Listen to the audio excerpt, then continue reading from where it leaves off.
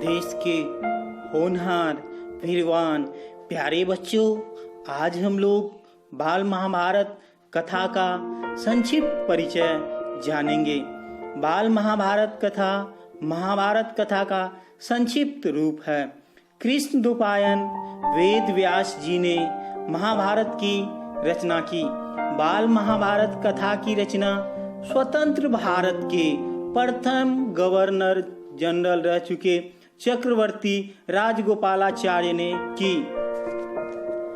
कक्षा 7वीं में पूरक पुस्तक के रूप में बाल महाभारत कथा को रखने का उद्देश्य आज की वर्तमान पीढ़ी को हमारे देश के पौराणिक साहित्य से परिचित करवाना और सही रूप में व्यवस्था क्या के लिए किस तरह से संग्राम होते थे, इस बात का परिचय देना है। अब हम लोग महाभारत को जानेंगे। महाभारत कौरवों और पांडवों के बीच हुए युद्ध का वृतांत है।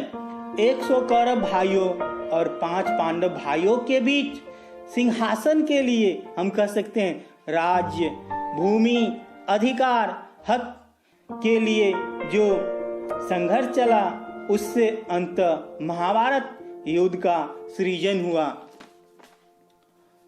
प्यारे बच्चों, अब हम लोग इस काव्य की विशेषता को जानेंगे। महाभारत का पुराना नाम जय संहिता था।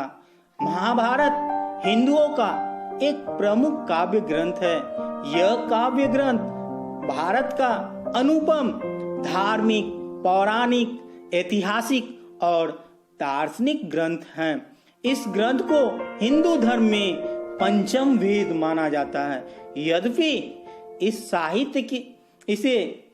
साहित्य की सबसे अनुपम कृतियों में से एक माना जाता है, किंतु आज भी यह ग्रंथ प्रत्येक भारतीय के लिए एक अनुकरणीय स्रोत है।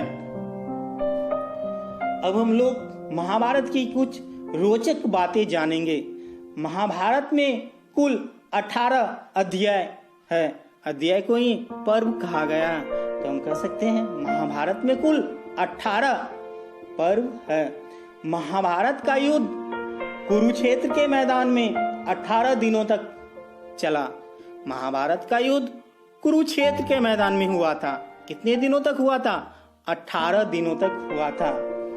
कौरवों और पांडवों की कुल सेना भी 18 अक्षौहिणी सेना थी, जिनमें कौरवों की 11 और पांडवों की मात्र 7 अक्षौहिणी सेना थी।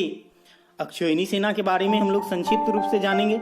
अक्षौहिणी सेना में 4 प्रकार की सेनाएं हुआ करती थी: अश्व सेना, गज सेना, रथ सेना और पैदल सेना, जिसे हम पद सेना भी कह सकते हैं।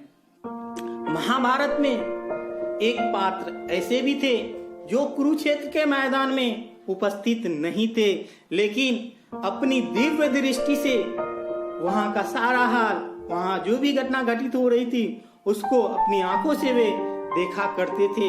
उनका नाम था संजय।